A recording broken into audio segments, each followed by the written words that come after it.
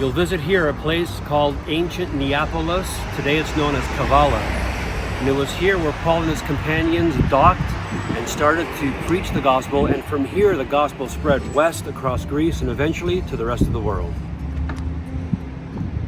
You can see the original location. We will come here to the ancient city of Philippi, and it's a large archaeological site. There's a theater just off here to my right that seats over 4,000 people.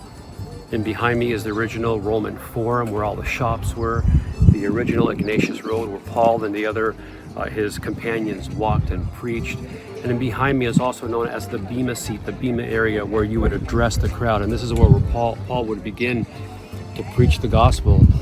And after being falsely accused and beaten and arrested, they were thrown into a prison that many people believe was right here, just off to where my right hand is pointing.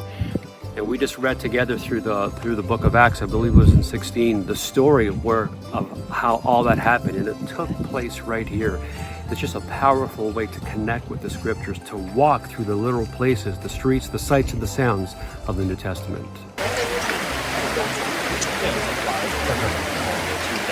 We are here by the river in ancient Philippi, where the book of Acts tells us that Paul was preaching.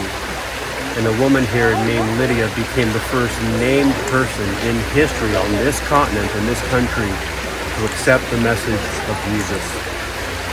And I have said it so many times, let me say it one more time.